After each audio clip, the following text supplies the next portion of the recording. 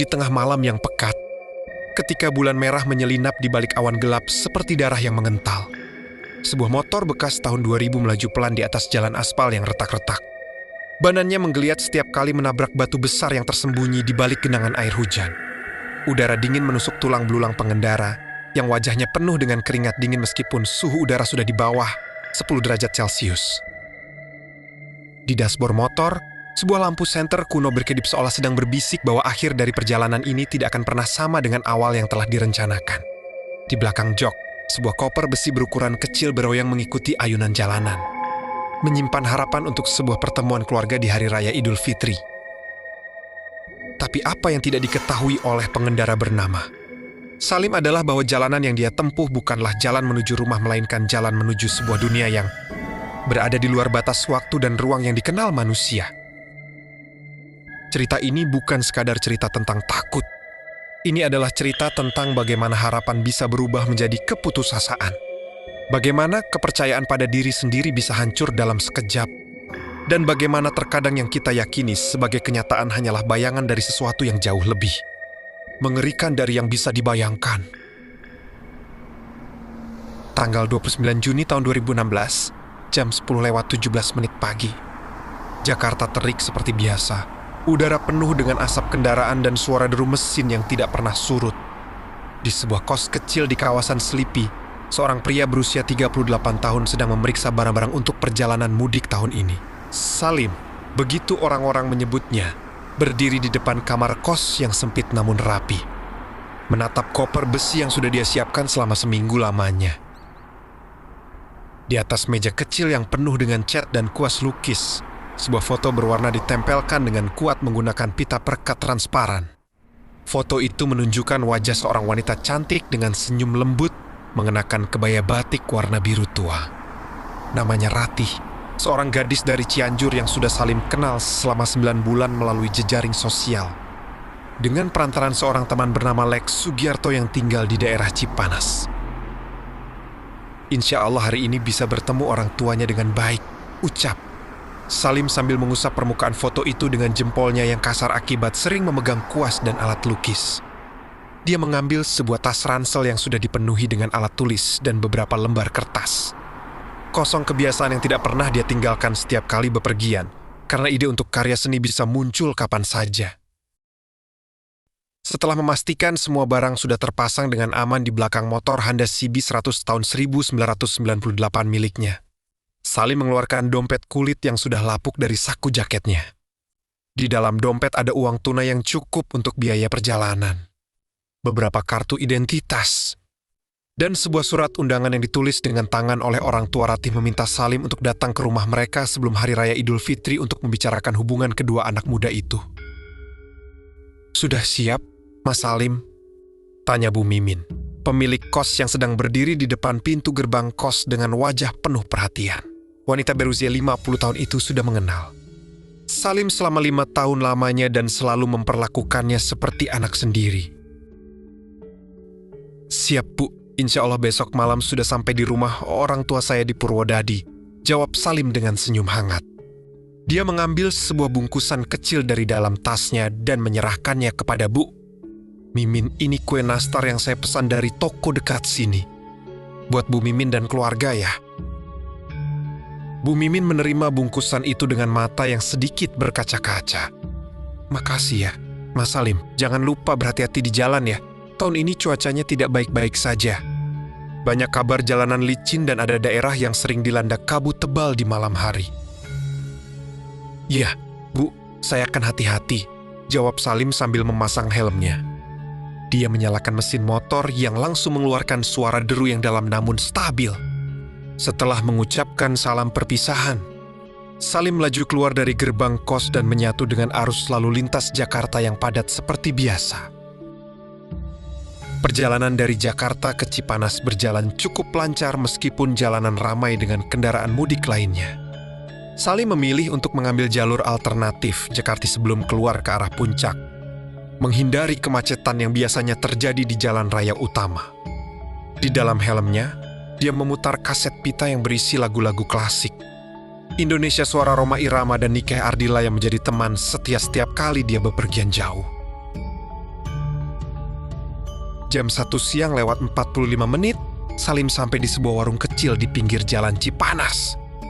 Di depan warung itu, seorang wanita dengan rambut panjang yang diikat dengan ikat pinggang berdiri sambil menyeka meja luar dengan kain bersih.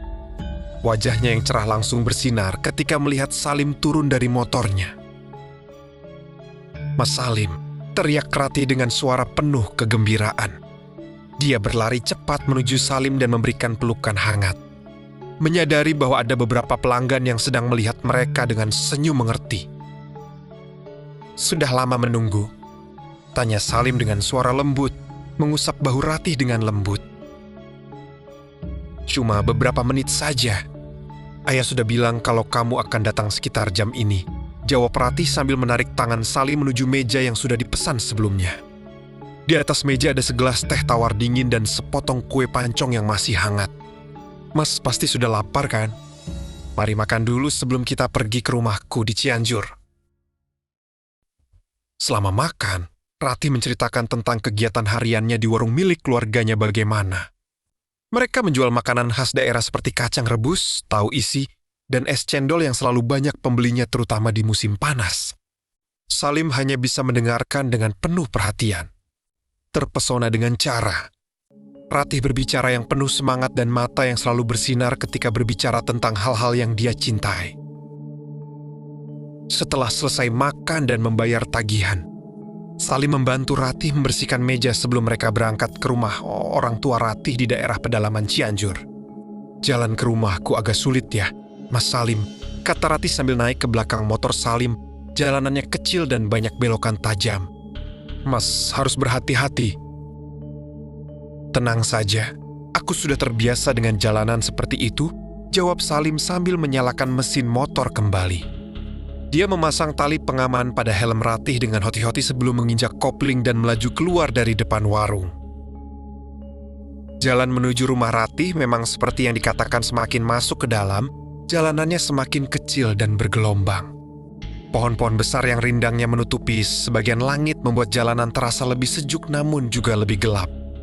Kadang-kadang ada anak-anak kecil yang berlari menyilang jalan atau sapi yang sedang dipelihara oleh petani lokal. Membuat Salim harus melambatkan kecepatan motornya secara berkala. Setelah sekitar 1 jam berkendara, mereka sampai di sebuah rumah kayu berlantai 1 dengan pekarangan yang luas dan penuh dengan tanaman buah-buahan. Di depan rumah itu, seorang pria berusia sekitar 50 tahun dengan badan tegap sedang duduk.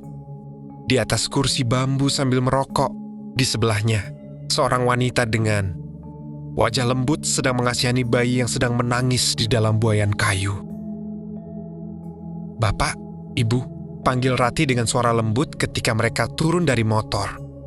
Wanita itu langsung berdiri dan menghampiri mereka dengan senyum hangat. Sementara pria itu hanya mengangguk sambil terus merokok dengan ekspresi wajah yang sulit ditebak. "Selamat datang, Salim," ucap Ibu Ratih dengan suara yang lembut namun penuh kekuatan. Dia memberikan pelukan singkat kepada Salim sebelum mengajaknya masuk ke dalam rumah. "Kamu pasti sudah capek ya? Mari masuk saja dan minum teh hangat dulu." Di dalam rumah, suasana terasa hangat dan penuh dengan kesan keluarga. Dinding rumah dihiasi dengan berbagai ukiran kayu khas daerah Cianjur dan beberapa lukisan yang dibuat oleh seniman lokal. Di sudut ruangan, sebuah meja kayu besar penuh dengan berbagai jenis kue kering dan makanan ringan yang sudah disiapkan untuk menyambut tamu. Setelah beberapa menit bersantai dan berbincang santai, Bapak Ratih yang bernama Pak Sudirman akhirnya membuka pembicaraan yang sudah mereka tunggu-tunggu. "Kita sudah membahas tentang hubunganmu dengan Ratih, Salim," ucap Pak Sudirman dengan suara yang dalam dan tegas. Matanya yang tajam menatap langsung ke mata Salim seolah sedang mengukur keseriusan pria muda itu. "Kita tidak punya banyak syarat. Yang kita inginkan hanya satu, bahwa kamu bisa merawat Ratih dengan baik dan memberikan kehidupannya yang layak." "Insya Allah, Bapak, saya akan melakukan yang terbaik untuk Ratih dan untuk keluarga kita nantinya," jawab Salim dengan suara yang mantap dan penuh keyakinan. Dia menjelaskan tentang pekerjaannya sebagai pelukis dan bagaimana dia berencana untuk membuka galeri seni sendiri di masa depan, serta bagaimana dia sudah mulai menerima pesanan dari beberapa kolektor seni di dalam dan luar negeri. Pak Sudirman hanya mengangguk sambil mengernyitkan dahinya seolah sedang mempertimbangkan setiap kata yang keluar dari mulut Salim. Setelah beberapa saat dia terdiam, akhirnya dia mengangguk dengan lembut dan memberikan senyum yang pertama kalinya sejak Salim tiba di rumah itu. Baiklah, kita akan memberikan waktu untuk kamu berdua untuk merencanakan segala sesuatunya. Namun sebelum itu, kamu harus pulang ke rumahmu dan memberitahu orang tuamu tentang keputusan ini. Kita tidak bisa melakukan sesuatu tanpa persetujuan mereka, bukan? Ya, Bapak, saya akan segera pergi dan memberitahu mereka, jawab Salim dengan rasa lega yang luar biasa. Dia merasa seperti sebuah beban berat telah terangkat dari pundaknya setelah mendapatkan persetujuan dari orang tua Ratih. Setelah menikmati makan malam bersama keluarga Ratih hidangan khas seperti ikan bakar, sambal hijau, dan lalapan yang segar, Salim memutuskan untuk segera berangkat perjalanan menuju Purwodadi agar bisa sampai sebelum Hari Raya Idul Fitri. Pak Sudirman menghentikannya sebelum dia naik ke atas motor. Salim, ucap Pak Sudirman dengan suara yang lebih lembut dari biasanya. Dia menarik sebuah amplop kecil dari dalam saku jasnya dan menyerahkannya kepada Salim. Ini uang untuk biaya perjalanan dan untuk membeli oleh-oleh untuk orang tuamu. Jangan tolak ya. Ini adalah ucapan terima kasih dari kami karena sudah mau menerima Ratih sebagai calon istri kamu.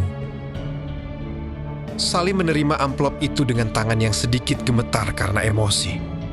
Dia ingin menolaknya tapi melihat ekspresi wajah Pak Sudirman yang tegas membuatnya memilih untuk menerimanya dengan rasa terima kasih yang mendalam. Terima kasih banyak, Bapak. Saya akan selalu mengingat kebaikan keluarga Bapak. Setelah mengucapkan salam perpisahan kepada seluruh keluarga Ratih dan mendapatkan doa restu dari mereka, Salim naik ke atas motornya dan melaju keluar dari pekarangan rumah Ratih.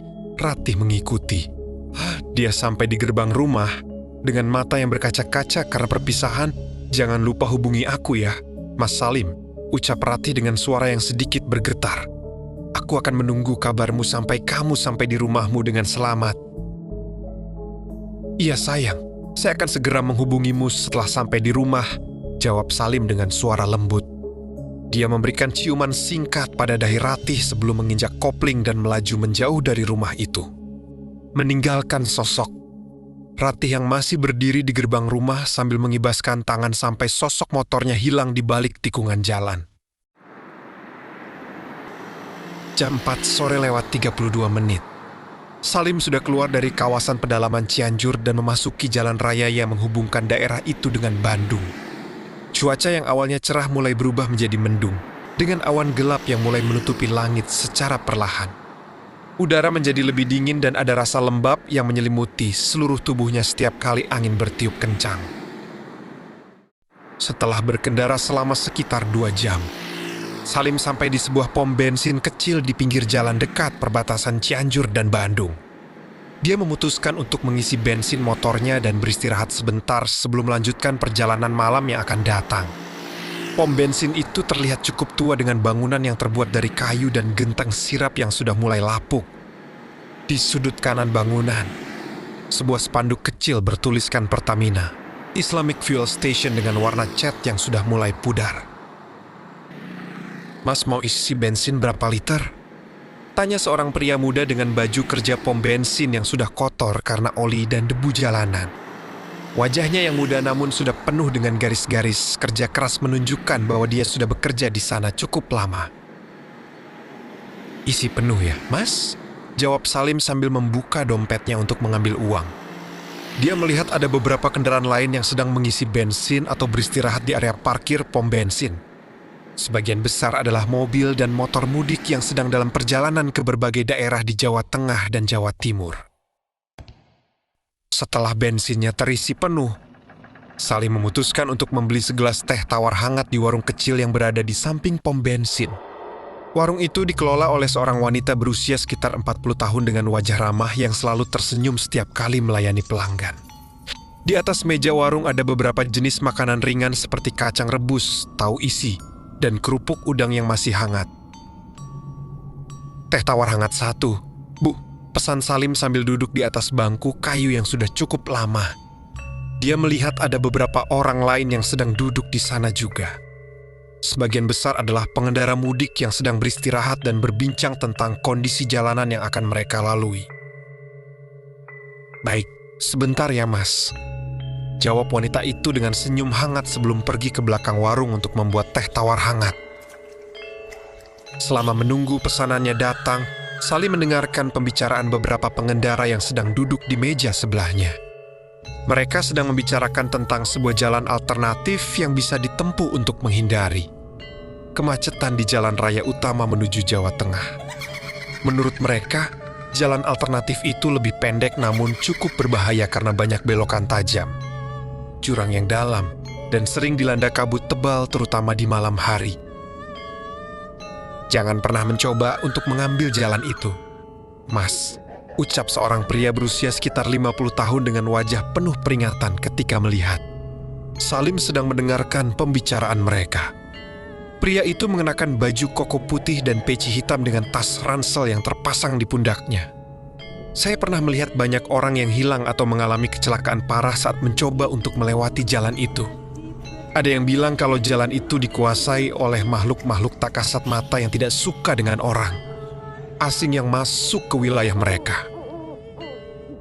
Salim hanya bisa mengangguk dengan senyum pemahaman meskipun di dalam hatinya dia merasa sedikit tidak percaya dengan cerita yang diceritakan oleh pria itu. Dia selalu merasa bahwa takut pada hal-hal yang tidak bisa dilihat hanya akan membuat seseorang menjadi lemah dan tidak berani untuk mengambil risiko. Namun dia juga tahu bahwa tidak ada salahnya untuk mendengarkan nasihat dari orang yang sudah lebih berpengalaman dalam bepergian jauh. Setelah mendapatkan teh tawar hangatnya dan membayar tagihannya, Salim kembali ke pom bensin untuk mengambil motornya yang sudah siap untuk melanjutkan perjalanan. Sebelum menyalakan mesin motor, dia kembali melihat ke arah pria tua yang telah memberikan peringatan padanya tadi. Pria itu masih duduk di warung sambil merokok dan menatapnya dengan ekspresi wajah yang sulit ditebak, seolah sedang membaca masa depan yang akan datang untuk Salim. Setelah mengucapkan salam perpisahan kepada semua orang yang ada di pom bensin, Salim menyalakan mesin motor dan melaju keluar dari area parkir pom bensin. Dia awalnya berencana untuk mengambil jalan raya utama menuju Bandung. Namun ketika melihat kemacetan yang sangat parah di jalan utama dengan deretan kendaraan yang hampir tidak bergerak sama sekali, dia berpikir dua kali. Akhirnya, dia memutuskan untuk mencoba jalan alternatif yang disebutkan oleh para pengendara di warung tadi meskipun hatinya sedikit terasa gelisah karena peringatan dari pria tua itu. Jalan alternatif itu memang lebih sepi dari jalan utama dengan hanya sedikit kendaraan yang lewat setiap beberapa menit sekali. Namun kondisi jalanannya jauh lebih buruk dengan permukaan aspal yang banyak berlubang dan penuh dengan batu besar yang tersebar di mana-mana. Pohon-pohon besar yang tumbuh di kedua sisi jalan membuat jalanan terasa lebih gelap meskipun masih sore hari, dengan hanya sedikit sinar matahari yang bisa menembus dedaunan lebat mereka. Setelah berkendara selama sekitar 1 jam, Salim mulai merasa bahwa sesuatu tidak beres dengan jalan yang dia tempuh. Dia seharusnya sudah mencapai perbatasan Bandung dan Cimahi dalam waktu 1 jam. Namun jalan yang dia tempuh seolah tidak pernah berakhir dengan pemandangan yang selalu sama hutan yang lebat, lereng bukit yang curam, dan tidak ada satupun tanda keberadaan manusia selain jalanan yang sudah lama tak terawat ini. Jam 6 sore lewat 45 menit, matahari sudah mulai terbenam di balik bukit dengan memberikan warna jingga dan merah yang indah pada langit. Namun keindahan itu tidak mampu menghilangkan rasa cemas yang mulai tumbuh di dalam hati Salim. Dia sudah berkendara selama hampir 2 jam dan belum melihat satupun rumah, warung, atau bahkan tanda jalan yang bisa memberitahunya di mana dia berada saat ini. Bensin di tangki motornya masih cukup untuk beberapa jam lagi. Namun dia mulai merasa khawatir tentang keberadaan sumber makanan dan air bersih jika dia benar-benar tersesat di jalan ini. Saat itu pula, hujan mulai turun dengan derasnya air hujan yang dingin menusuk kulitnya melalui sela-sela jaketnya yang sudah tidak lagi kedap air. Dia terpaksa melambatkan kecepatan motornya karena jalanan menjadi sangat licin dan sulit dilihat dengan jelas akibat derasnya hujan yang turun. Lampu depan motornya yang sudah tidak terlalu terang lagi hanya mampu menerangi jalanan sejauh beberapa meter saja di depannya. membuatnya harus sangat hati-hati untuk menghindari lubang besar atau batu yang tersembunyi di balik genangan air hujan. Setelah berkendara selama sekitar setengah jam lagi dalam hujan yang deras itu, Salim melihat ada cahaya kecil yang muncul di kejauhan seolah ada sumber cahaya yang berasal dari sebuah bangunan atau tempat tinggal manusia. Dia merasa lega dan segera mempercepat kecepatan motornya sedikit untuk mencapai tempat di mana cahaya itu berasal. Namun semakin dia mendekati cahaya itu, semakin jelas dia melihat bahwa cahaya itu tidak berasal dari rumah atau bangunan apapun, melainkan dari sebuah sumber cahaya yang mengambang di udara dengan warna kehijauan yang aneh dan mengganggu. Salim merasa bulu kuduknya merinding ketika melihat cahaya itu. Dia ingin berbalik arah dan mencari jalan keluar dari sini. Namun ketika dia melihat ke belakang, jalan yang dia tempuh tadi sudah hilang di balik kabut tebal yang muncul dengan tiba-tiba. Udara menjadi sangat dingin dan ada bau menyengat seperti bau tanah basah dan pembusukan yang mengisi seluruh udara di sekelilingnya. Dia merasa kepalanya mulai pusing dan ada suara bisikan yang samar-samar terdengar di telinganya. Suara yang tidak jelas apa yang mereka katakan, namun membuatnya merasa sangat tidak nyaman. Sialnya apa ini? Bisik Salim dengan suara yang sedikit bergetar. Dia mencoba untuk menyalakan lampu jauh yang ada di motornya untuk melihat sekelilingnya dengan lebih jelas. Namun lampu itu hanya bisa menerangi area yang sangat kecil di sekitarnya sebelum tertekan oleh kegelapan yang sangat pekat. Saat dia sedang bingung dan tidak tahu harus melakukan apa lagi, dia melihat ada sosok tinggi yang berdiri diam di sisi kanan jalanan. Sosok itu mengenakan baju putih panjang yang sudah kotor dan lusuh dengan rambut panjang yang menutupi sebagian wajahnya. Dia tidak bisa melihat wajah sosok itu dengan jelas karena kegelapan dan kabut yang tebal. Namun dia bisa merasakan bahwa sosok itu sedang menatapnya dengan mata yang penuh dengan kebencian dan hasrat untuk membahayakannya. Salim segera menginjak gas dan mencoba untuk melaju melewati sosok itu dengan cepat. Namun ketika dia lewat di sebelahnya, sosok itu tiba-tiba bergerak dengan cepat dan menyentuh bahunya dengan tangan yang sangat dingin, seolah tangan itu terbuat dari es batu yang sudah lama berada di dalam lemari es.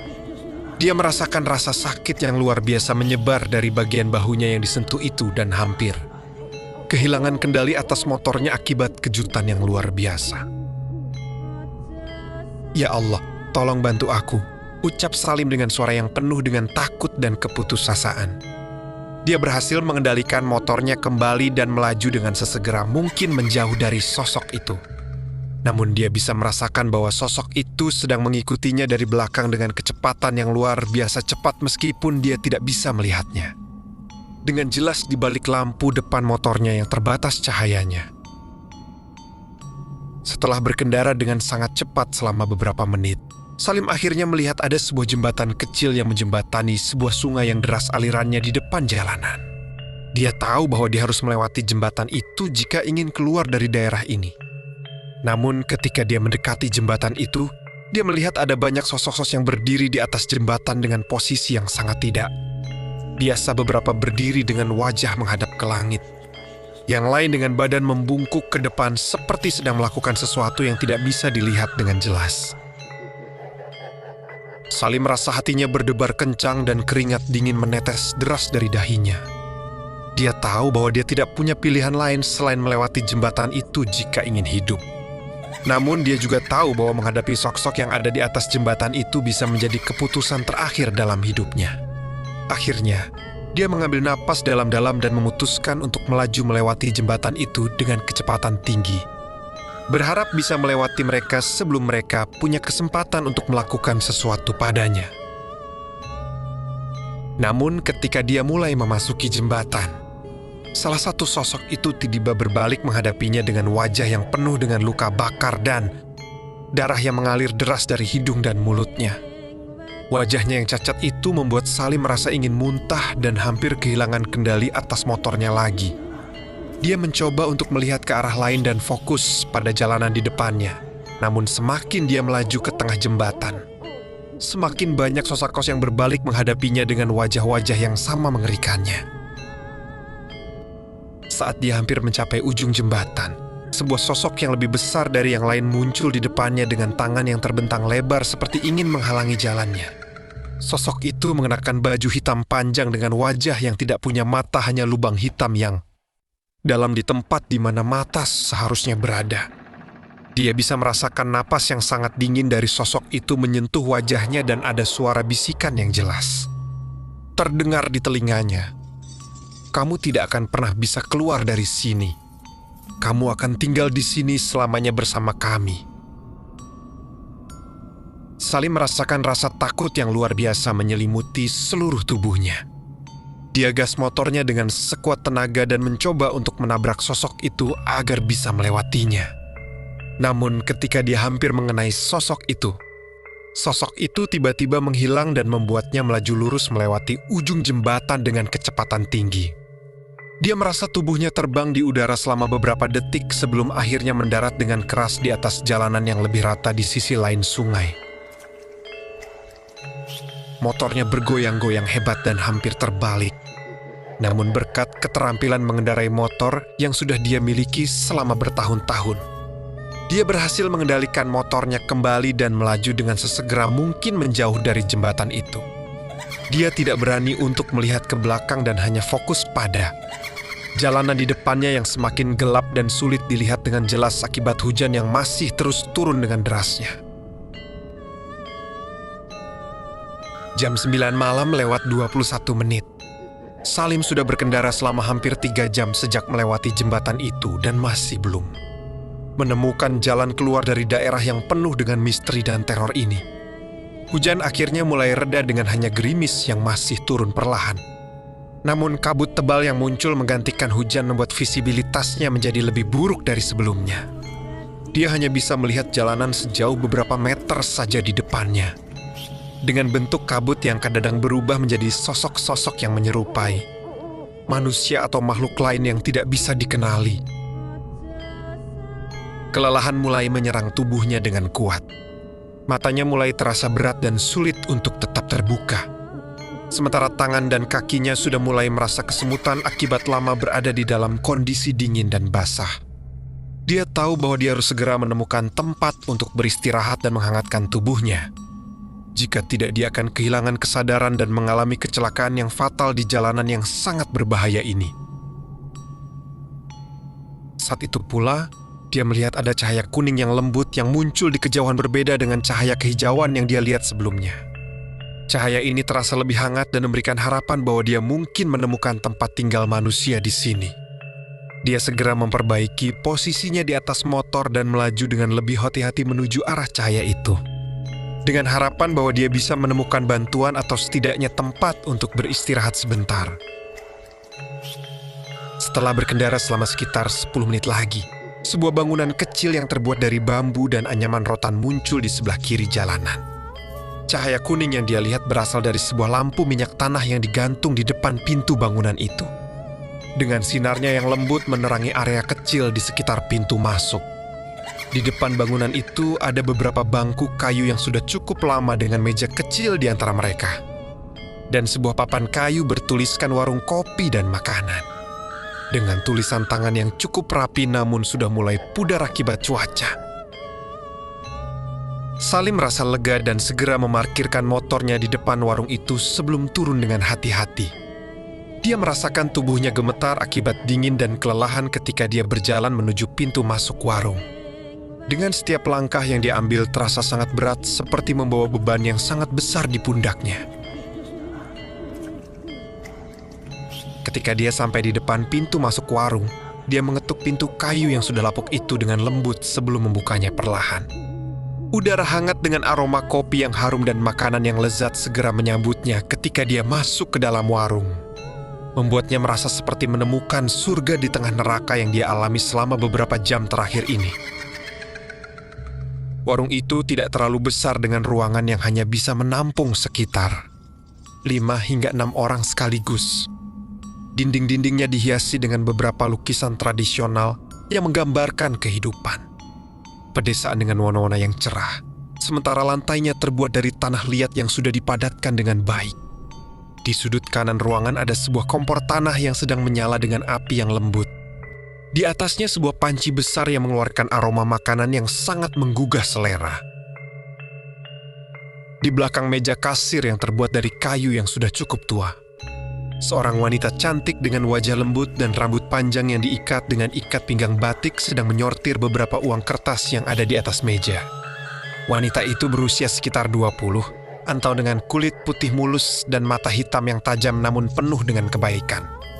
Ketika dia melihat Salim masuk ke dalam warung, dia segera memberikan senyum hangat dan berdiri untuk menyambutnya. "Selamat datang, Pak. Mau pesan apa?" tanya wanita itu dengan suara yang lembut dan merdu seperti musik yang indah bagi telinga Salim. Seperti rasanya yang sudah lama tidak mendengar suara manusia yang normal lagi. "Maaf ya, Mbak. Aku sedang dalam perjalanan mudik dan tersesat di jalanan luar sana," jawab Salim dengan suara yang sedikit bergetar akibat dingin dan kelelahan.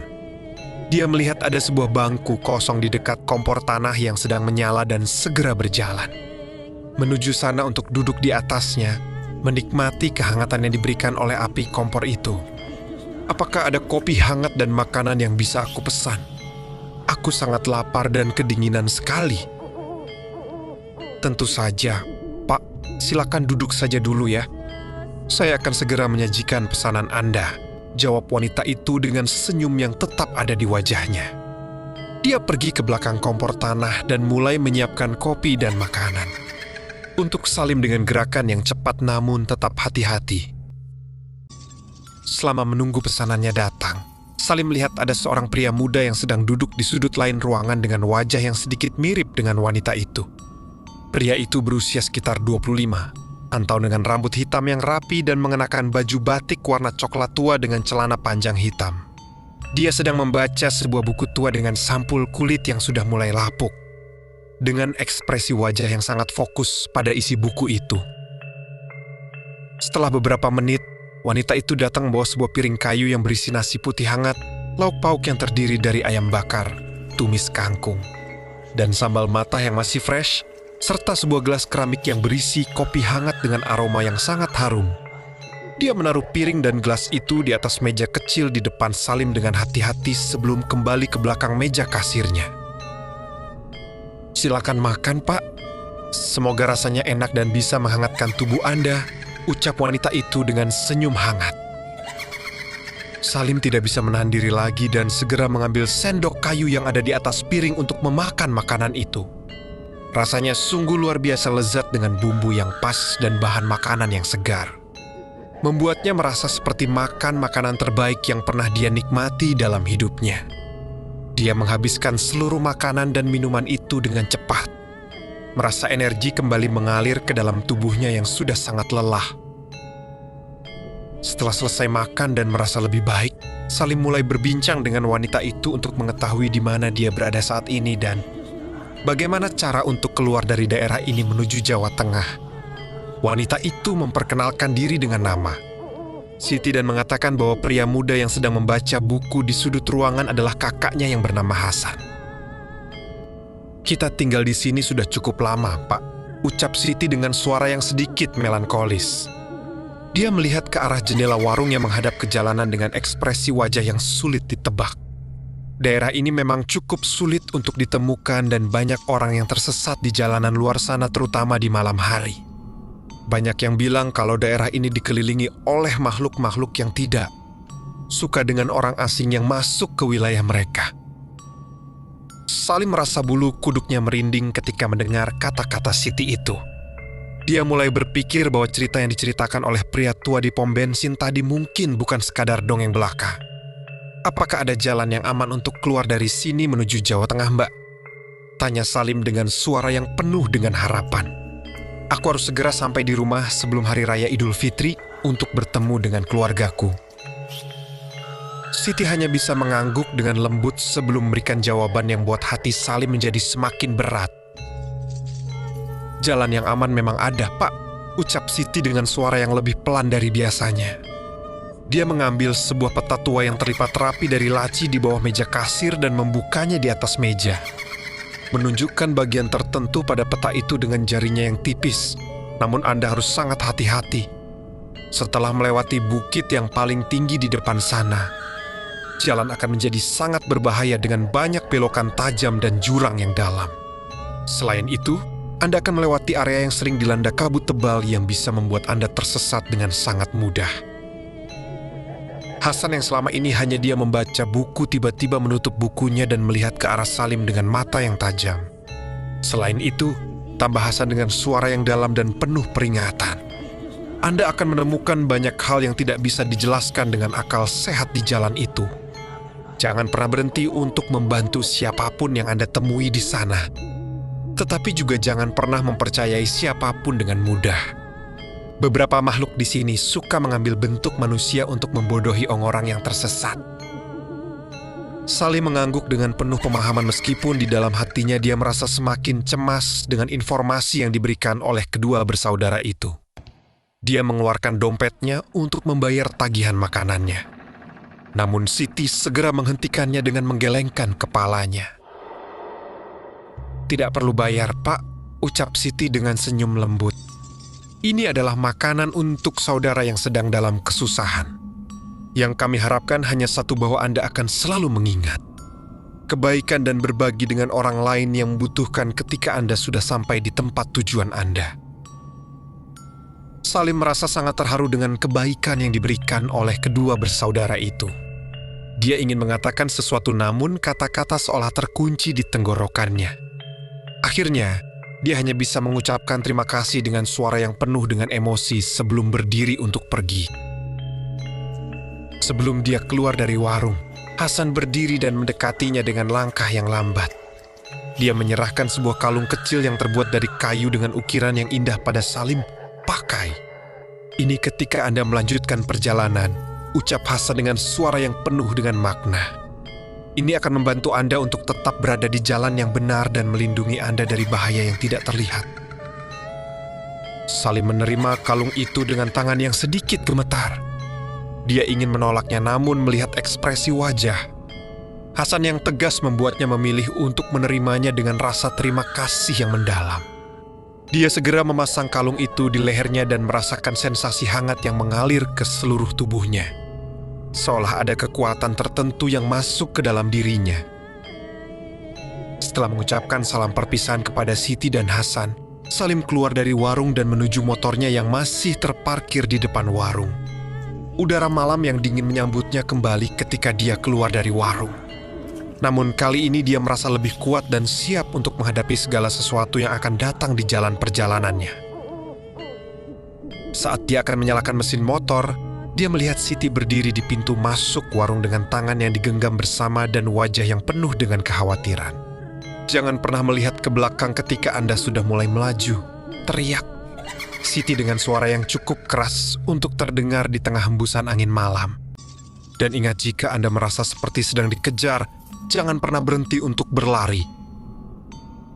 Salim mengangguk dan memberikan senyum pemahaman sebelum menyalakan mesin motornya. Dia menginjak kopling dan melaju keluar dari depan warung dengan kecepatan sedang. Menjauh dari tempat yang telah memberikan dia kehangatan dan makanan di tengah kesusahan yang dia alami. Setelah berkendara selama sekitar 20 meter, dia merasa penasaran dan memutuskan untuk melihat ke belakang untuk melihat apakah warung itu masih terlihat atau tidak. Namun ketika dia melihat ke belakang, dia merasa darahnya membeku dan tubuhnya membeku di atas jok motornya. Tempat di mana warung itu seharusnya berada hanya ada tanah liat kosong dengan beberapa rumputan tinggi dan batu besar yang tersebar di sana-sini. Tidak ada satupun jejak keberadaan warung bambu, tidak ada cahaya lampu minyak tanah yang menyala, dan tidak ada satupun tanda bahwa ada orang yang pernah tinggal atau bekerja di tempat itu. Bahkan jejak roda motornya yang baru saja dia parkir juga tidak terlihat sama sekali, seolah dia hanya bermimpi atau mengalami halusinasi akibat kelelahan yang luar biasa. "Tidak mungkin. Ini tidak mungkin terjadi," bisik Salim dengan suara yang penuh dengan ketakutan dan kekaguman. Dia melihat ke arah lehernya di mana kalung kayu yang diberikan oleh Hasan masih terpasang dengan kuat. Dengan aroma kayu yang harum masih tercium jelas di udara dingin malam itu. Dia menyentuh kalung itu dengan lembut dan merasakan sensasi hangat yang sama seperti ketika pertama kali memasangnya, bukti bahwa apa yang dia alami di warung itu bukanlah mimpi atau halusinasi. Tanpa berani untuk berpikir lebih jauh, Salim segera menginjak gas dan melaju dengan sekuat tenaga menjauh dari tempat itu, tidak berani untuk melihat ke belakang lagi. Dia fokus pada jalanan di depannya yang semakin sempit dan bergelombang. Dengan pohon-pohon besar yang tumbuh di kedua sisi jalan membuat jalanan terasa seperti lorong yang tidak ada ujungnya. Jam 11 malam lewat 5 menit, Salim sudah berkendara selama hampir 2 jam sejak meninggalkan tempat di mana warung itu seharusnya berada, dan masih belum menemukan jalan keluar dari daerah yang misterius ini. Kabut yang sangat tebal telah menutupi seluruh jalanan dengan hanya sedikit sinar dari lampu depan motornya yang mampu menerangi jalanan di depannya. Udara menjadi sangat dingin dengan suhu yang mungkin sudah di bawah normal. Membuatnya harus sering menggerakkan kaki untuk menghindari kekakuan akibat dingin yang luar biasa. Saat dia sedang berkendara dengan sangat hati-hati melalui sebuah tikungan tajam, dia melihat ada sosok seorang wanita yang sedang berdiri di pinggir jalanan dengan wajah yang menghadap ke arah dia. Wanita itu mengenakan baju panjang warna putih dengan rambut panjang yang menerbangkan angin malam. Dengan wajah yang cantik namun penuh dengan kesedihan yang mendalam.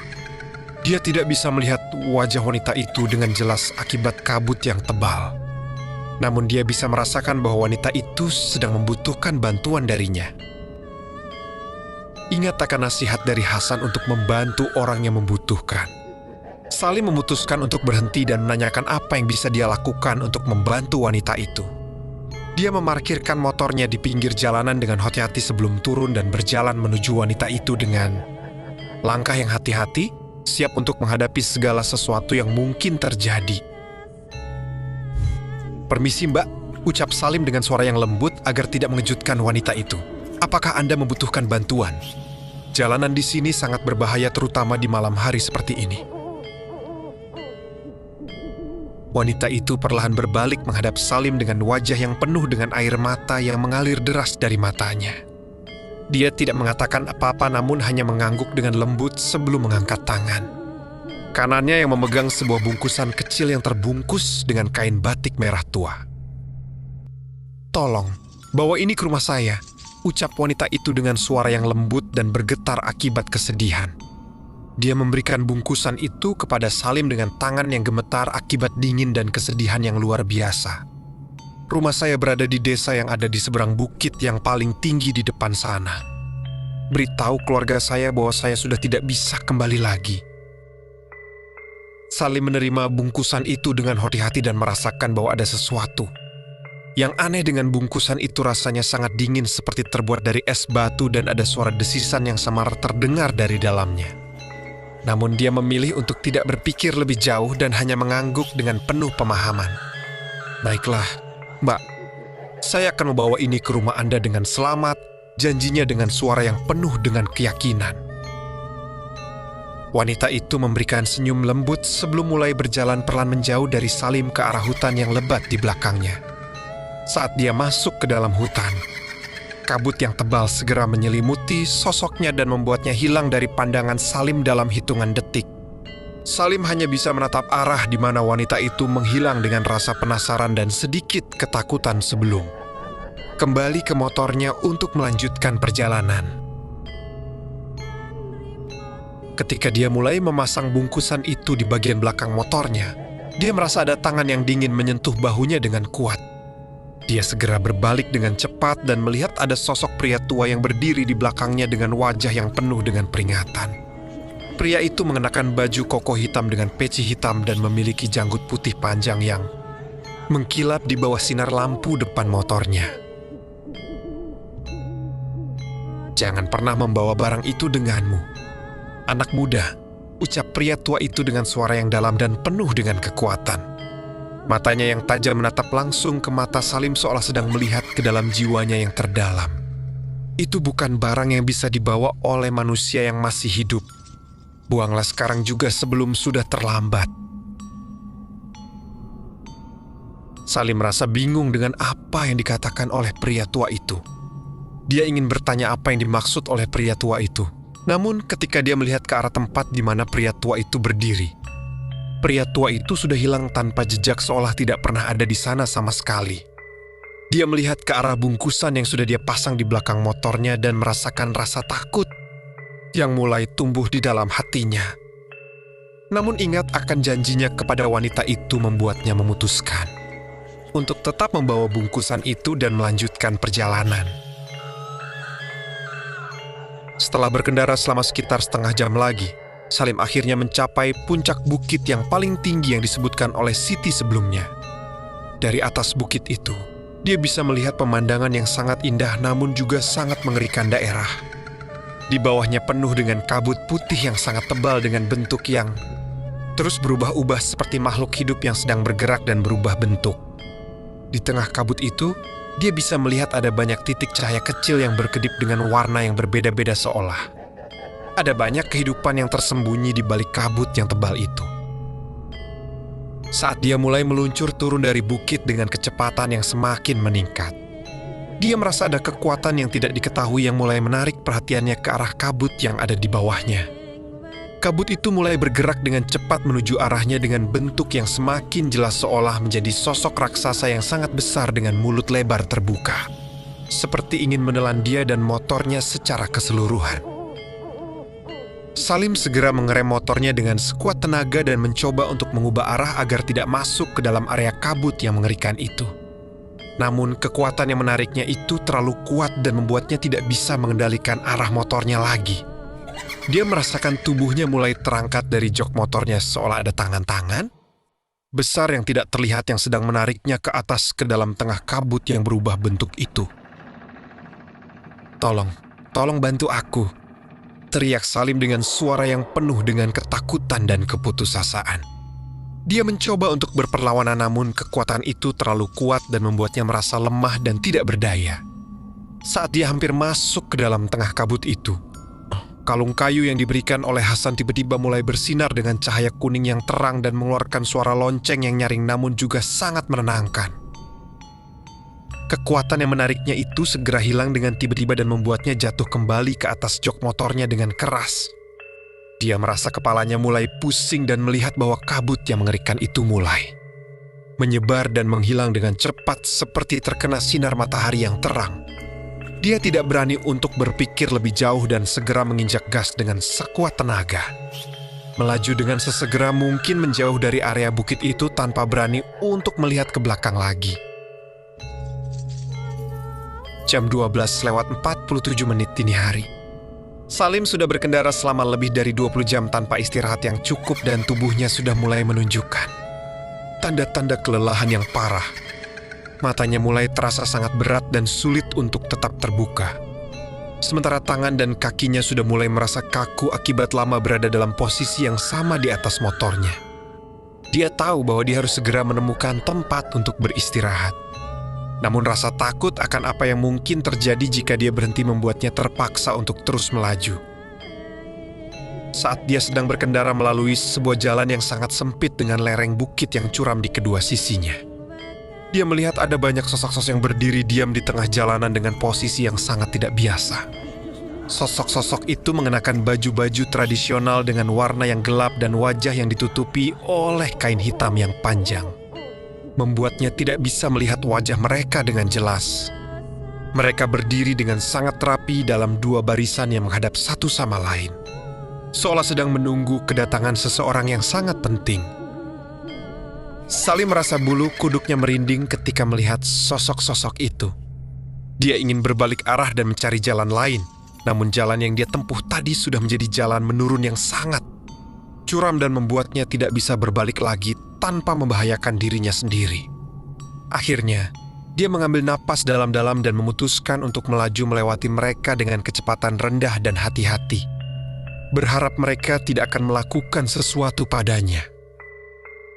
Saat dia mulai memasuki antara dua barisan sosok itu, salah satu dari mereka tiba-tiba bergerak dengan cepat dan berdiri tepat di tengah jalanan menghadapinya. Sosok itu menarik kain yang menutupi wajahnya dengan lambat dan memperlihatkan wajah yang penuh dengan luka bakar dan darah yang masih basah mengalir dari hidung dan mulutnya. Wajahnya yang cacat dan penuh dengan rasa sakit membuat Salim merasa ingin muntah dan hampir kehilangan kendali atas motornya akibat kejutan yang luar biasa. Namun sebelum dia punya kesempatan untuk melakukan sesuatu, sosok itu mulai berbicara dengan suara yang kasar dan seperti berasal dari dalam tanah yang dalam. "Kamu tidak punya hak untuk masuk ke wilayah kami, manusia yang sombong," ucap sosok itu dengan suara yang membuat seluruh tubuh Salim gemetar kedinginan. "Kamu telah membawa barang yang tidak seharusnya kamu bawa dan mengganggu kedamaian kami. Untuk itu, kamu harus membayar dengan nyawamu." Sosok itu kemudian mengangkat tangannya yang panjang dan kurus dengan kuku yang panjang dan tajam seperti pisau, siap untuk menyerang Salim dengan sekuat tenaga. Salim segera menginjak gas dengan sekuat tenaga dan mencoba untuk menghindari serangan sosok itu dengan mengubah arah motornya dengan cepat. Namun sosok itu terlalu cepat dan berhasil menyentuh bagian samping motornya dengan kuku tajamnya, membuat motornya goyang hebat dan hampir terbalik. Berkat keterampilan mengendarai motor yang sudah dia miliki selama bertahun-tahun, Salim berhasil mengendalikan motornya kembali dan melaju dengan sesegera mungkin menjauh dari sosok itu. Dia bisa merasakan bahwa ada banyak sosok lain yang mulai mengikutinya dari belakang. Dengan kecepatan yang luar biasa cepat meskipun dia tidak bisa melihatnya. Dengan jelas di balik lampu depan motornya yang terbatas cahayanya. Setelah berkendara dengan sangat cepat selama beberapa menit, dia melihat ada sebuah jembatan besar yang menjembatani sebuah jurang yang sangat dalam di depan jalanan. Dia tahu bahwa dia harus melewati jembatan itu jika ingin keluar dari daerah ini. Namun ketika dia mendekati jembatan itu, dia melihat ada sosok raksasa yang sangat besar yang berdiri di tengah jembatan dengan tubuh yang tinggi lebih dari 5 meter dan wajah yang penuh dengan rasa kebencian yang luar biasa. Sosok raksasa itu mengenakan baju hitam panjang dengan rambut hitam yang sangat panjang yang menerbangkan angin malam. Matanya yang besar dan merah menyala seperti bara api di tengah kegelapan malam. Dengan mulut yang lebar terbuka menunjukkan gigi-gigi tajam yang seperti pisau yang sangat tajam. Dia bisa merasakan napas yang sangat busuk dan menyengat dari sosok raksasa itu menyebar ke seluruh udara di sekelilingnya. Membuatnya merasa ingin muntah dan sulit untuk bernapas dengan normal. "Berhenti di sana, manusia yang bodoh," teriak sosok raksasa itu dengan suara yang seperti guntur yang mengguncang seluruh daerah sekitarnya. "Kamu tidak akan pernah bisa melewati jembatan ini. Ini adalah batas antara dunia kamu dan dunia kami dan kamu tidak punya hak untuk melanggar batas itu." Salim merasakan bahwa motornya mulai bergetar hebat seolah merespons kehadiran sosok raksasa itu. Dia tahu bahwa dia tidak punya pilihan lain selain menghadapi sosok itu jika ingin hidup. Namun dia juga tahu bahwa dia tidak punya kekuatan untuk melawan makhluk yang sebesar itu dengan kekuatan fisiknya sendiri. Saat dia sedang berpikir keras tentang apa yang harus dia lakukan, kalung kayu di lehernya mulai bersinar kembali dengan cahaya kuning yang lebih terang dari sebelumnya. Dengan suara lonceng yang nyaring semakin keras dan semakin menenangkan. Dari dalam kalung itu, muncul cahaya yang membentuk sosok seorang lelaki tua dengan janggut putih panjang dan mata yang penuh dengan kebijaksanaan. Sosok itu mengenakan baju putih bersih dengan selendang merah yang melilit di pundaknya. Dengan aura yang kuat dan penuh dengan kedamaian yang menyebar ke seluruh area sekitarnya. Sosok raksasa itu segera mundur beberapa langkah dengan wajah yang penuh dengan rasa takut dan kekaguman. Ketika melihat sosok lelaki tua itu muncul, "Siapa kamu?" tanya sosok raksasa itu dengan suara yang tidak lagi sekeras sebelumnya, bahkan terdengar sedikit gemetar akibat ketakutan. "Bagaimana kamu bisa masuk ke wilayah kami dengan kekuatanmu yang itu?" Sosok lelaki tua itu hanya memberikan senyum lembut sebelum berbicara dengan suara yang dalam namun sangat tenang. "Aku adalah penjaga jalan yang benar dan pelindung mereka yang sedang dalam perjalanan dengan niat yang baik," ucapnya dengan suara yang membuat seluruh udara menjadi lebih tenang dan hangat. Anak muda ini sedang dalam perjalanan untuk bertemu dengan keluarganya dan memenuhi janjinya kepada seseorang yang membutuhkan bantuan. Dia tidak berniat untuk mengganggu kedamaianmu, dia hanya tersesat di jalan yang salah. Sosok raksasa itu terdiam sejenak sebelum mengangguk dengan lembut, seolah menerima penjelasan dari sosok lelaki tua itu. "Baiklah," ucapnya dengan suara yang lebih lembut. Aku akan memberikan dia kesempatan untuk melewati jembatan ini. Namun dia harus memahami bahwa dia tidak akan pernah bisa kembali ke daerah ini lagi. Jalan ini hanya bisa ditempuh sekali dalam hidup seseorang. Setelah mengatakan itu, sosok raksasa itu mulai perlahan menghilang dengan berubah menjadi kabut putih yang kemudian menyebar ke seluruh area jembatan. Sosok lelaki tua itu juga mulai menghilang dengan memberikan senyum lembut kepada Salim sebelum kembali masuk ke dalam kalung kayu di lehernya, yang kemudian berhenti bersinar dan kembali menjadi kalung kayu biasa seperti semula. Salim merasa tubuhnya lemas dan hampir kehilangan kesadaran akibat kejutan dan kelelahan yang luar biasa. Dia mengambil napas dalam beberapa kali untuk menenangkan diri sebelum melaju melewati jembatan itu dengan kecepatan rendah dan hati-hati. Jembatan itu terasa sangat kokoh dan aman meskipun sebelumnya terlihat sangat berbahaya. Dengan hanya suara angin yang bertiup lembut yang menyertai perjalanannya di atas jembatan itu.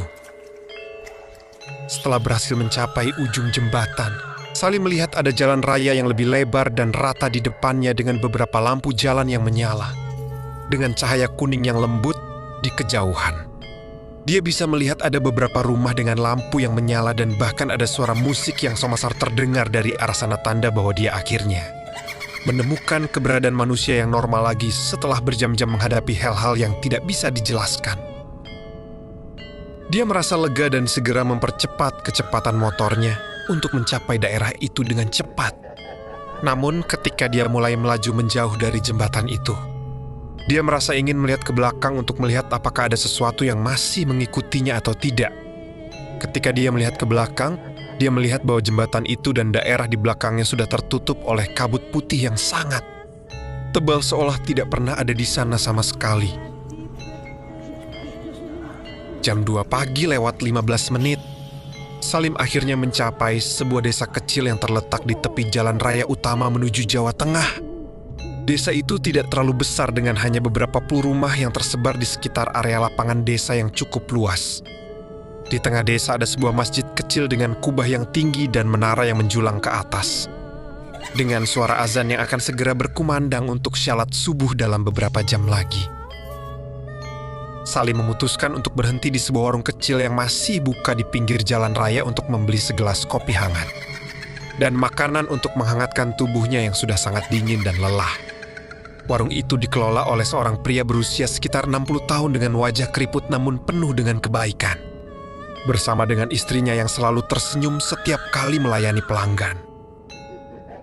"Selamat datang, Pak," ucap pria itu dengan senyum hangat ketika melihat Salim masuk ke dalam warung.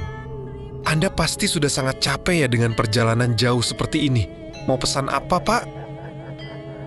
"Segelas kopi hangat dan 1 porsi bubur ayam saja, Pak," jawab Salim dengan suara yang sedikit lemah akibat kelelahan. Dia duduk di atas bangku kayu yang cukup nyaman di dekat kompor yang sedang menyala, menikmati kehangatan yang diberikan oleh api kompor itu.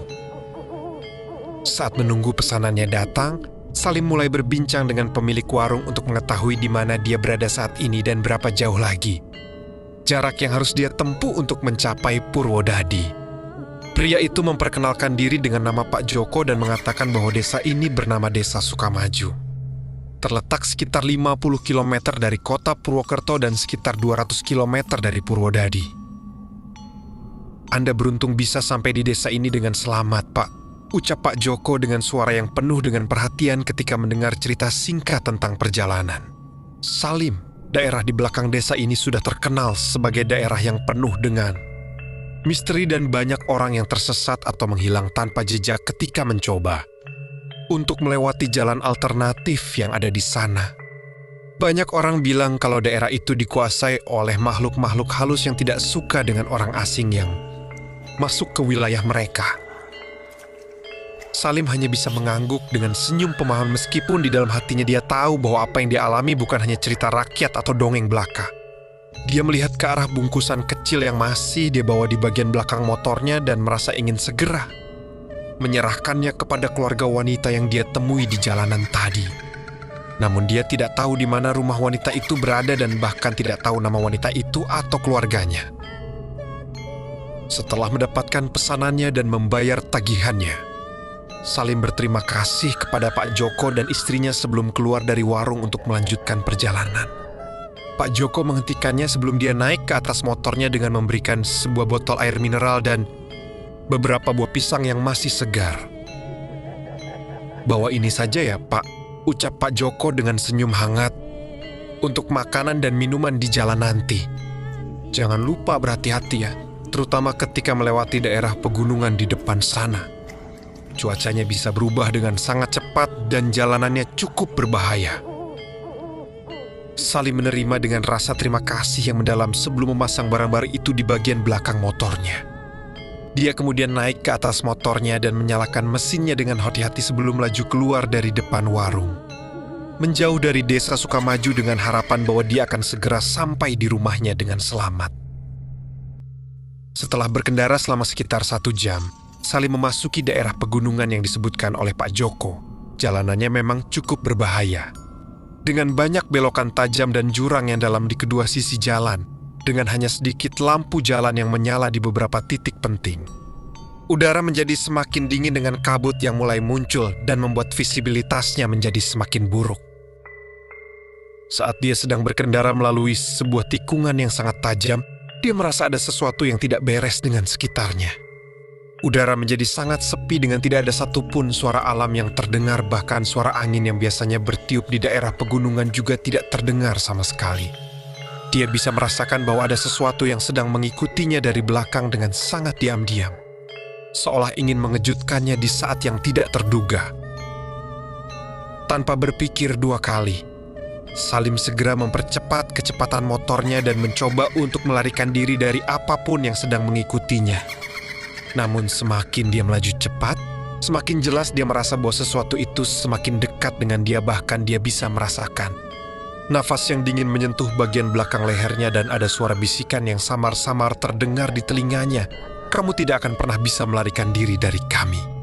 Kamu akan selalu menjadi milik kami." Salim merasa ketakutan yang luar biasa menyelimuti seluruh tubuhnya. Dia menginjak gas dengan sekuat tenaga dan melaju dengan kecepatan yang sangat tinggi melalui jalanan yang berbahaya itu, tidak peduli dengan resiko yang mungkin dia hadapi. Saat dia sedang melaju melalui sebuah jalan yang lurus dan panjang, dia melihat ada cahaya terang yang muncul di kejauhan, seolah ada sumber cahaya yang sangat kuat yang berasal dari sebuah tempat yang besar. Ketika dia semakin mendekati cahaya itu, dia melihat bahwa cahaya itu berasal dari sebuah gerbang besar yang menjulang tinggi ke atas dengan tulisan besar yang bertuliskan, "Selamat datang di Jawa Tengah," dengan warna cat yang cerah dan mencolok. Di dekat gerbang itu ada beberapa penjaga yang sedang berdiri dengan seragam yang rapi, dengan ekspresi wajah yang penuh dengan keheranan ketika melihat Salim melaju dengan sangat cepat menuju arah mereka. Salim segera mengerem motornya dengan sekuat tenaga dan berhenti tepat di depan gerbang itu dengan tubuh yang gemetar akibat ketakutan dan kelelahan yang luar biasa. Penjaga gerbang segera menghampirinya dengan wajah yang penuh dengan perhatian dan menanyakan apa yang terjadi dengannya. "Pak, saya sedang dikejar," ucap Salim dengan suara yang bergetar dan sulit untuk diartikulasikan dengan jelas. Dia melihat ke belakang untuk melihat apakah ada sesuatu yang masih mengikutinya atau tidak. Namun jalan yang dia tempuh tadi sudah tertutup oleh kabut putih yang sangat tebal, seolah tidak pernah ada yang mengikutinya sama sekali. Penjaga gerbang hanya bisa mengangguk dengan pemahaman sebelum membantu Salim untuk turun dari motornya dan membawanya ke pos pemeriksaan yang ada di dekat gerbang itu.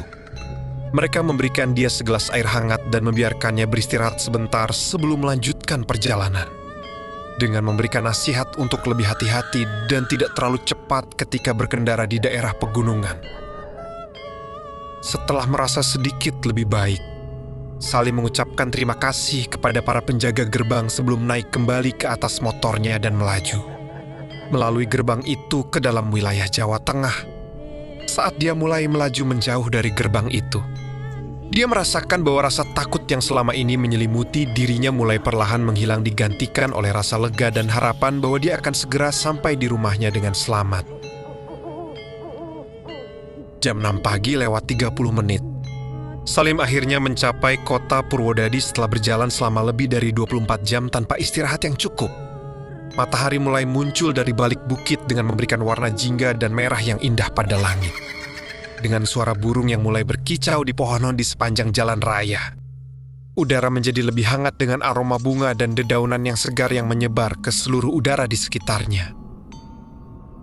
Dia segera mengarahkan motornya ke arah rumah orang tuanya yang terletak di sebuah kampung kecil di pinggir kota Purwodadi. Rumah itu terlihat sama seperti biasanya dengan tembok merah bata yang sudah cukup lama dan atap genteng yang berwarna abu-abu. Di depan rumah itu ada pekarangan yang luas dengan berbagai jenis tanaman buah-bahan dan bunga yang tumbuh dengan subur. Ketika dia sampai di depan rumahnya, dia melihat ada beberapa orang yang sedang berkumpul di pekarangan rumah dengan wajah yang penuh dengan kekhawatiran dan kesedihan. Di antara mereka ada ibunya yang sedang menangis di pangkuan pamannya. Dengan ayahnya yang berdiri di sisi mereka dengan wajah yang penuh dengan kesedihan dan kekhawatiran yang mendalam. "Bu, ayah," ucap Salim dengan suara yang lembut dan penuh dengan emosi ketika dia turun dari motornya dan berjalan menuju mereka dengan langkah yang lambat dan lemah. Ibunya segera melihatnya dan berdiri dengan cepat, berlari menuju dia dengan tangisan yang semakin keras. Dia memberikan pelukan yang sangat erat pada Salim dengan menangis deras. Menyadari bahwa anaknya yang dicintainya akhirnya kembali dengan selamat setelah beberapa hari tidak ada kabar, ibunya segera melihatnya dan berdiri dengan cepat, berlari menuju dia dengan tangisan yang semakin keras. Dia memberikan pelukan yang sangat erat pada Salim dengan menangis deras. Menyadari bahwa anaknya yang dicintainya akhirnya kembali dengan selamat setelah beberapa hari tidak ada kabar. "Alhamdulillah, kamu akhirnya kembali dengan selamat, anakku," ucap ibunya dengan suara yang bergetar akibat emosi. Dia menangis deras sambil mengusap wajah Salim dengan lembut. Merasa sangat bersyukur bahwa anaknya tidak mengalami sesuatu yang buruk selama perjalanan mudiknya. Ayahnya juga mendekatinya dengan wajah yang penuh dengan emosi dan memberikan ciuman pada dahi Salim sebelum membungkusnya dengan pelukan yang erat. "Kami sangat khawatir padamu, anakku," ucap ayahnya dengan suara yang dalam dan penuh dengan kasih sayang. "Kamu tidak memberikan kabar sama sekali selama beberapa hari terakhir dan kami mulai berpikir bahwa sesuatu yang buruk telah terjadi padamu." Salim merasa sangat bersalah karena membuat keluarganya merasa khawatir tentang dirinya. Dia mulai menceritakan tentang perjalanannya yang sangat sulit dan penuh dengan misteri selama beberapa hari terakhir. Mulai dari saat dia bertemu dengan orang tua Rati di Cianjur sampai saat dia menghadapi berbagai makhluk tak kasat mata di jalanan alternatif yang dia tempuh. Namun keluarganya hanya bisa mendengarkan dengan ekspresi wajah yang penuh dengan tidak percaya dan menganggap bahwa cerita yang diceritakan oleh Salim hanya hasil dari kelelahan dan halusinasi akibat perjalanan yang terlalu jauh dan melelahkan. Setelah bersantai sebentar dan menghabiskan makan pagi bersama keluarga, Salim mengingat akan bungkusan kecil yang dia bawa dari wanita yang dia temui di jalanan tadi. Dia mengambil bungkusan itu dari bagian belakang motornya dan membukanya dengan hati-hati di depan keluarga yang sedang menatapnya dengan rasa penasaran. Namun ketika dia membuka kain batik yang membungkus bungkusan itu, dia merasa darahnya membeku dan tubuhnya membeku dengan kejutan yang luar biasa. Di dalam bungkusan itu tidak ada apa-apa selain beberapa lembar kertas kosong dan sebuah foto tua yang menunjukkan wajah seorang wanita cantik dengan senyum lembut wanita yang sama yang dia temui di jalanan tadi. Di belakang foto itu ada tulisan tangan yang sudah mulai pudar dengan nama dan alamat yang jelas tertulis di sana. Ratih Kusumawati, Desa Sukamaju, Kecamatan Purwokerto, Jawa Tengah. Salim merasa sangat terkejut dan tidak percaya dengan apa yang dia lihat. Dia segera mengambil sepeda motornya dan mengarahkan ke arah Desa Sukamaju yang disebutkan di belakang foto itu. Ingin segera menemukan keluarga wanita itu untuk menyerahkan foto dan mengetahui kebenaran tentang apa yang sebenarnya terjadi selama perjalanannya. Keluarganya mencoba untuk menghalanginya, namun dia sudah terlalu cepat dan tidak bisa dihentikan lagi. Setelah berkendara selama sekitar 1 jam, Salim akhirnya mencapai Desa Sukamaju yang sama dengan tempat dia berhenti untuk beristirahat beberapa jam sebelumnya. Dia segera mencari orang-orang di desa itu untuk menanyakan tentang keluarga Ratih Kusumawati yang disebutkan di belakang foto itu. Setelah bertanya kepada beberapa orang, Akhirnya dia menemukan seorang pria tua yang tahu tentang keluarga tersebut. "Ratih Kusumawati," ucap pria tua itu dengan wajah yang penuh dengan kesedihan ketika mendengar nama wanita itu. Wanita itu sudah meninggal dunia lebih dari 5 tahun yang lalu dalam kecelakaan mobil ketika sedang dalam perjalanan mudik ke rumah keluarganya di desa ini. Keluarganya tinggal di rumah yang ada di ujung desa sana, tetapi mereka juga sudah tidak ada lagi. Mereka semua meninggal dalam sebuah kebakaran yang menghancurkan rumah mereka sekitar 3 tahun yang lalu. Salim merasa sangat terkejut dan tidak percaya dengan apa yang dikatakan oleh pria tua itu. Dia segera berjalan ke arah rumah yang disebutkan oleh pria tua itu dan menemukan bahwa rumah itu memang sudah menjadi reruntuhan, yang penuh dengan puing-puing kayu dan genteng yang rusak. Tidak ada satupun tanda keberadaan manusia yang tinggal di sana. Hanya rumputan tinggi yang tumbuh di seluruh pekarangan dan suara angin yang bertiup melalui sela-sela runtuhan rumah itu. Saat Salim berdiri diam di depan runtuhan rumah itu dengan hati yang penuh dengan kekaguman dan kesedihan, dia melihat ada sebuah batu nisan kecil yang terletak di sudut pekarangan rumah dengan tulisan yang jelas terlihat di atasnya. "Di sini beristirahatnya keluarga Ratih Kusumawati. Semoga tenang di surga." Di sebelah batu nisan itu ada beberapa bunga, kertas yang sudah mulai layu, dan sebuah lilin kecil yang sudah padam lama. Salim merasa matanya berkaca-kaca akibat emosi yang luar biasa. Dia merenungkan seluruh perjalanan yang dia lalui dan menyadari bahwa wanita yang dia temui di jalanan itu bukanlah manusia yang masih hidup, melainkan roh dari Ratih Kusumawati yang telah meninggal dunia beberapa tahun yang lalu dan masih belum menemukan kedamaian karena tidak bisa memberikan sesuatu yang penting kepada keluarganya sebelum wafat. Dia kemudian menyadari bahwa nama wanita yang menjadi pacarnya juga bernama Ratih dan mungkin itu bukan kebetulan semata. Dia meletakkan foto tua itu dan beberapa bunga segar yang dia beli di pasar desa di depan batu nisan itu dengan hati-hati, memberikan doa dan harapan bahwa roh keluarga Ratih Kusumawati bisa menemukan kedamaian yang mereka cari. Saat dia berdiri untuk pergi, dia merasa ada sentuhan lembut di bahunya dan mendengar suara bisikan yang lembut dan penuh dengan rasa terima kasih. "Terima kasih telah membantu aku. Sekarang aku bisa menemukan kedamaian yang aku cari selama ini." Ketika Salim kembali ke rumahnya di Purwodadi, dia langsung menghubungi Ratih, pacarnya di Cianjur, untuk memberitahukan tentang apa yang dia alami selama perjalanan mudiknya. Ratih mendengarkan dengan penuh perhatian sebelum akhirnya membuka suara dengan suara yang penuh dengan emosi. "Ayahku pernah bilang bahwa aku punya seorang kakak kembar yang bernama Ratih Kusumawati, namun dia meninggal dunia sebelum aku lahir karena masalah kesehatan yang parah. Keluarga kita selalu merasa bahwa dia masih ada di sekitar kita dan sedang menunggu kesempatan untuk memberikan sesuatu yang penting kepada kita." Salim merasa sangat terkejut dengan kabar yang diberikan oleh Ratih. Dia kemudian menyadari bahwa seluruh perjalanan mudik yang penuh dengan misteri dan teror itu bukanlah hal yang sia-sia, melainkan jalan yang diberikan oleh Tuhan untuk membantu roh seorang wanita yang sedang dalam kesusahan dan menemukan kebenaran tentang hubungan antara dia dengan Ratih, pacarnya. Hari Raya Idul Fitri tiba dengan penuh kemeriahan dan kebahagiaan di rumah keluarga Salim.